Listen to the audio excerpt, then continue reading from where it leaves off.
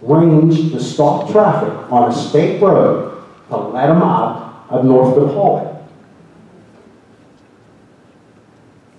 That's my first question. Second question, I would urge you to look at your ordinances when you develop, when a developer comes in to develop property and they're telling you how many houses you need to have a second ingress and egress.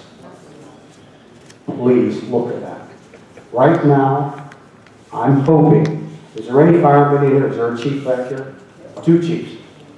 Have you had any training for what could happen up on top of that building for an explosion? Yes. Okay. Multiple. Multiple, I'm sure. And you know the high pressure gas line is behind that Columbia gas, correct? Yes. Okay. Well, it's not my territory, but yes, we're aware. You're aware of that. We've been preparing for this, not because we approved it, because we're preparing for what might happen. I really don't want to say that to our residents, but there is a high pressure gas line that was approved behind our subdivision. Now there is a fracking well 1,000 feet away from it. Does any one of you know how far that pad is away from that high pressure Columbia gas line? Does anybody know? 700 feet? So not even a football field. If there is one explosion, do you think it might not be another explosion? Please, that's all I'm asking you. When you're coming into these things, I did this for 40 years.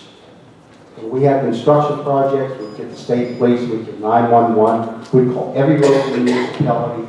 Tell us what your problems are. Tell us what affects your community so we can help you through this problem. Kind of the same thing as Mr. Flair just asked on the turnpike. You want like more inspections. That's all you're asking. The other thing, I hope, and I plead you, before you accept the lines in that community, you better talk to the developers who installed it, because I watched it. And I've inspected pipelines for years. You have issues. I'm sorry to tell you. I'm sorry to tell you. That development, I'm just really shocked. There was no inspection from this municipality up there watching those lines being put in, especially your water lines. They put rock on top of those that are going to crack in the wintertime. I'm sorry to say that. We don't own the water lines, the PA American water lines. They're running through our community. Do you understand that? Do you understand where the shut-off valves are in that community? I want to know really who approved the shut-off valves. Okay, there's one shut-off valve at the main pool. The next shut-off valve is my house.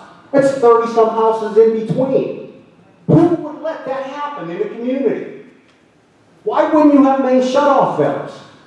So you're going to shut off the valve at the clubhouse, and you're going to turn down 20 houses to shut them off mine, and then go to phase 3. Somebody from this community did not watch that development going in. I don't want to bring all these issues up because we don't want to talk about it. We're trying to talk about the fracking. But there's other issues in that community that were let go by this community. And believe me, if I didn't have my background, and I didn't know what I was talking about, I wouldn't say a word to you. But I'm appalled and ashamed to see that. I'm sorry to hear that. Sorry. Thank you.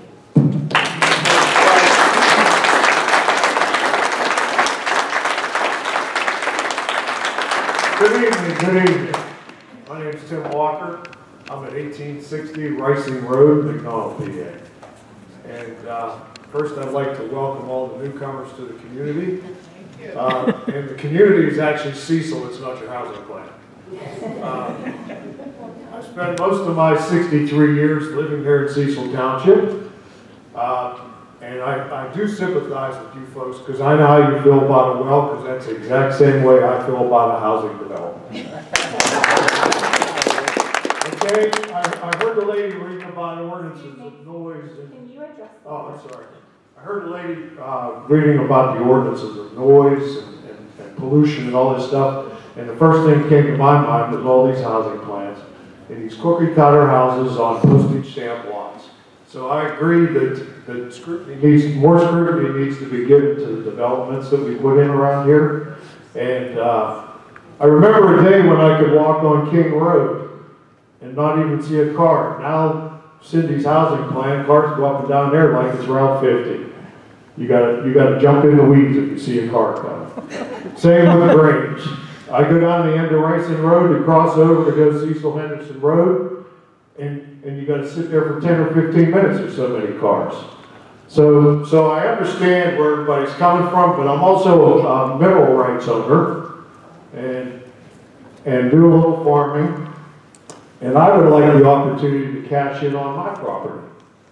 So I remember when that development was Perry Farm, and I'll be quite honest with you, I enjoyed it a lot more when there were a bunch of horses up there, because they used to raise horses, the Perry family did, and I actually Ruthie still lives there with her husband Harry, and they're going to bring some country to your development. I think they're going to be allowed to keep their chicken coop according to the last meeting, I think. So. But anyways, I just want to say that I think if we do responsible drilling, that there's nothing wrong with drilling. Okay? And if you have an issue with the drilling, then I suggest maybe you get a good real estate agent and put a sign in front of the house. Maybe property values will go down. Hi, Shel Stonemark, 40 North of Holly. I appreciate where you're coming from, having your mineral rights and hating housing developments. However, the housing developments, I appreciate where this gentleman's coming from, hating housing developments, and these residents are all new in a housing development. However, you expect more from a developer coming in to build houses than you expect from a drilling company to come in and drill a well. So those housing developments are held to a very high standard. In fact, I come to almost every meeting. Almost every meeting, I see a whole thing up there where little lots are all separated, and somebody's making money for selling their property, and they're held to a very high standard, and they come before this board not once, but I'm pretty sure 2 to 3 times during that development process. And for some reason, we don't require the same for the oil and gas companies. That's ridiculous, because I never saw a house making anybody sick or poisoning anybody's water. And I never saw a house development being allowed to build in the middle of the night and disrupting all of their neighbors' sleep, their children's sleep. I've never heard of a housing development ever doing any of those kind of things. So if you have a problem with the way Cecil approves housing developments, that's fine. Talk to them about how you approve housing developments, but we're talking about how you approve oil and gas, and you don't even hold that to the same standard. So it's a contradiction, that's all.